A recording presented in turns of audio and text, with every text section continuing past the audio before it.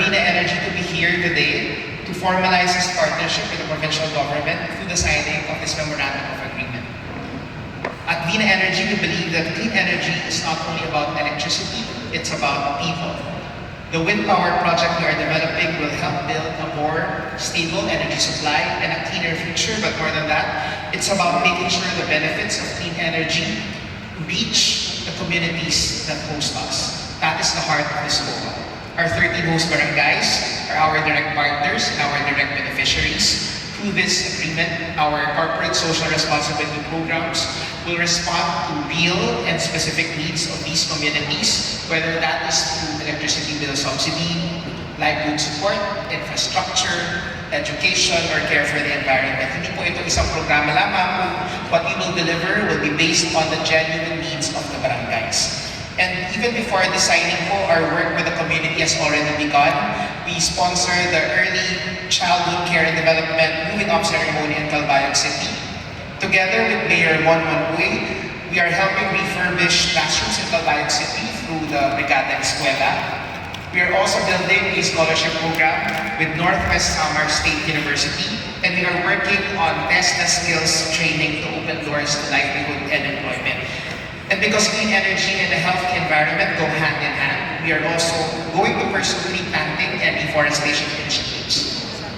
Our goal through this MOA and beyond is development that is inclusive and sustainable. Not development for the few, but development that trickles down to our host communities, every home, every barangay. Kaya maraming salamat po sa provincial government, Governor Tan, City Government, Vice Mayor Rex Leguman, and all our partners in government and civil society. This MOA is a promise, and Vina Energy is committed to keeping it. Maraming salamat. We will gonna have a MOA signing for the CSR, and they will give us around 10 million fund, but that fund will be by tranche po na ibibigay sa atin. Based on the MOA, the pre-construction will be around 2 million. During the construction, it will be 8 million, and then the remaining succeeding every year, there will be around 10 million CSR fund for the next 25 years. 13 barangay officials, so welcome to this MOA signing. So you will be the one na a-partner talaga at Vina Energy. We're just here just to facilitate the CSR funds through MOA, but in the end, you will be the one managing the funds. So we're hoping that this will give high impact to our constituents. And together with us, the NGOs that we also partner, Ma'am Ellen Lim, the President of Sacrifice. Ma'am, thank you for coming. And we also have Sir Phil Harold Mercurio, the Executive Director of Samar Island Heritage Center Corporate Inc. And we also have Ma'am Gina Dian, because at the end of the day, this will be intended for whatever CSRs or whatever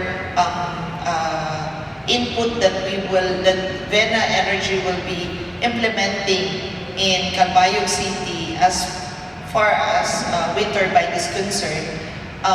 We acknowledge the partnership that we have with the NGO. So just to make sure that everything will be in the legal aspect and all the things will also be put into the right places. So they also assure us that walang gagawin na hindi in accordance doon sa napag-usapan and doon sa permit na meron sila. And they will always coordinate with the 13 barangay officials just to make sure na wala tayong problema na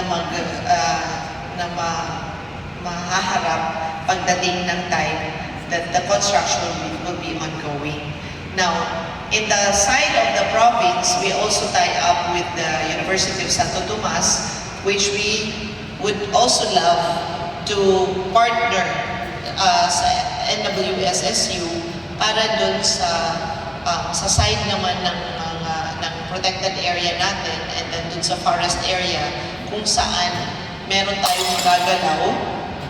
Okay, it's okay. So meron tayong magagalaw na mga trees and the flora and fauna that we need to also consider. So University of Santo Tomas will also help us, and I understand that Sir Harold also coordinated with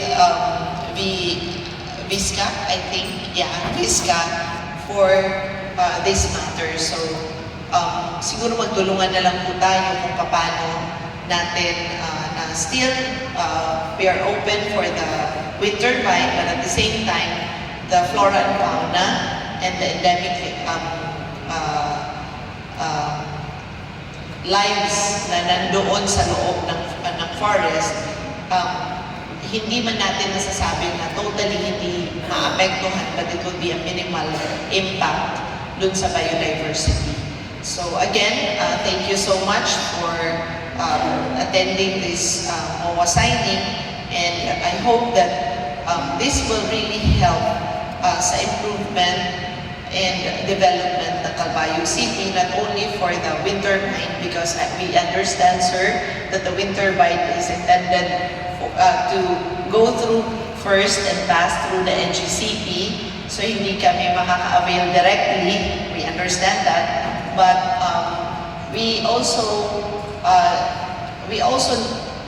don't consider only the wind turbine per se that it will generate the renewable energy, but we also consider the tourism impact of the wind turbine. So again, to all Calbayog-nons, Samarnons that are working hard and have the heart to have the preservation and conservation at the same time, open for the further development of the province of Samar. Thank you so much for your cooperation, for your time na ginhatag niyo hiniya na haaton. So